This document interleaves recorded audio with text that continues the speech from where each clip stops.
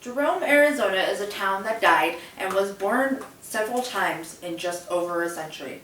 Today I'll explain when and why Jerome became a town, what it was main purpose, the facts and happenings from when it became a town until today, and why people visit or move to Jerome. In the year 1883, a wealthy New York financier was persuaded to invest $200,000 in the fledgling United Verde Copper Co., this beginning of the mining camp in Jerome. In 1876, Americans Agnes McKinnon and Morris Ruffner filed the first copper mining claims on the side of Cleopatra Hill after discovering old mining shafts.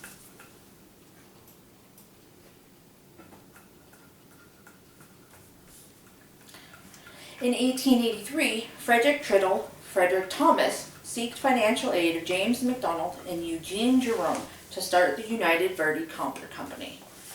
As the miners found copper, it had to be hauled by mule for 60 miles. Gold and silver were also found. In 1887, after the price of copper had fallen, the United Verde Copper Company ceased all operations due to transportation costs being too high. At that time, William A. Clark, the senator in Montana, bought the United Verde properties. He made improvements, including a larger smelter, and ordered construction of a narrow gauge railroad, this becoming the United Verde in Pacific Junction to Jerome. As mining expanded, so did the population.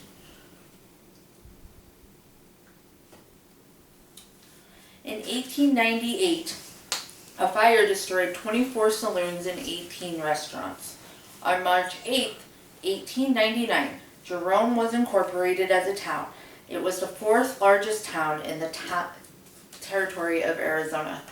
4 major fires between 1894 and 1898 destroyed so many businesses and homes that this is why the town of Jerome became incorporated. By incorporating the town, they were able to establish fire departments and building codes.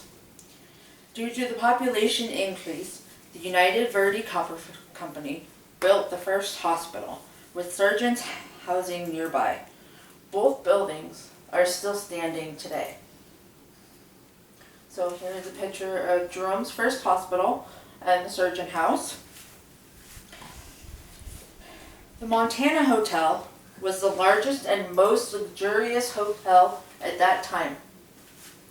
In 1912, the Little Daisy Mine was discovered. A hotel opened as a boarding house for miners and closed when the mines closed, but today stands as private residence. In 1929, the population of Jerome reached its peak of 15,000. This will be the highest it will ever be. 1936 was the most devastating landslide in history. Many of the buildings and businesses lost, never rebuilt. The jail slid intact for 225 feet down the hill. In 1953, the mine shut down as there was nothing left to mine.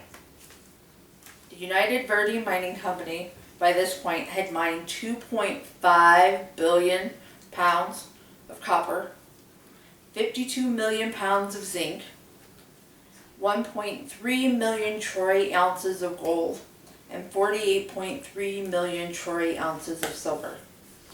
The town's population, upon close, had dwindled to less than 100 people. Houses were being used as payment for groceries. In 1953, the Jerome Historical Society was created to help save the town. Between the rich history and the claims of ghosts, it kept the town alive. The elevation of Jerome, when you ask, could be a number different depending on where you're standing in town. Between the switchback roads and the buildings. No more mine there. But even though the population has dropped to less than 100 people after the mine closed, the people have managed to keep it from being a complete ghost town. The Jerome Historical Society placed several plaques on buildings telling its story and history. There are restaurants, shops, hotels, and bars, many in the same buildings that have always been there. The jail that slid during the rock slide is still standing. The old theater lobby has gift shops and cinema museum. There are wine cellars, restaurants, fudge shops, and the Jerome Grand Hotel sits at the top of the town and is said to be one of the most haunted hotels in America. This building used to be the United Verde Mining Company's hospital. And after the mine was closed, it was renovated and opened into a hotel. Jerome is considered to be a National Historic Landmark. It was declared in such in 1966. The historic district encompasses most of the built area within the town municipal limits, as well as anything related to mining and the Douglas Mansion. The Douglas Mansion was built in 1916 by mining mogul James Rawhide Jimmy Douglas, as on the hill overlooking his Little Daisy Mountain mine. Today it is a museum devoted to the Douglas family history and Jerome's history. Jerome may have had its ups and downs throughout history, but it doesn't mean the town is no longer. The highest population of Jerome was 15,000, and now it is down to 450 people. World War II brought a decline in the mining, so therefore people left. After they built the Jerome Historical Society, the town's population started to increase, though it's never been as high as it was many years ago. Those who live have likely been there for generations. Some moved to Jerome back in the 70s when there was a large hippie population. Why would they want to live somewhere that's haunted, though? A sense of pride could be one reason. The atmosphere of close-knit neighbors, or just the friendly feeling that they get while they're there. Or they may just be a history buff. Tourism in Jerome is especially big in the warmer weather. With all the history, you can find eccentric shops open to the public, museums, restaurants. What? When is the best time to visit? Well, spring, summer, and fall tend to be the best time to visit due to the fact that the winter months make getting to Jerome rather treacherous. You can always find people during those times and hard places to park. There's the switchback mountain roads when you come from the town of Prescott and Prescott Valley that make it rather difficult to navigate if you've never been. A lot of motorcycle riders ride up through Jerome, as well as classic cars and people just looking for a day trip and some adventure. Another good time that you could go is if you're a thrill seeker looking for ghosts, would be around Halloween. There are plenty of ghost tours to be found. How should you plan to visit? Take a car, but don't take multiple cars as parking is very limited. Plan on spending all day or even spending the night in a hotel. So Jerome started as a mining camp, became a town, was deserted, reborn, turned into a National Historic District, and today serves as a popular place to visit in northern Arizona. Jerome is either the wickedest town in the West or just a town haunted by the ghost of its past. Jerome was a town founded on copper ore, gold, and silver, sitting on the side of its hill. Some of its buildings have moved, some look as if they could fall at any time. Mine shafts and tunnels are still causing the ground to shift and change, even today. The town has had many changes over the decades. What will they see in the future? At this time, I will be happy to answer any questions you may have.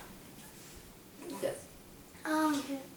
What is there? Can you still visit the Grand Hotel today? Yes, you can go into the Grand Hotel.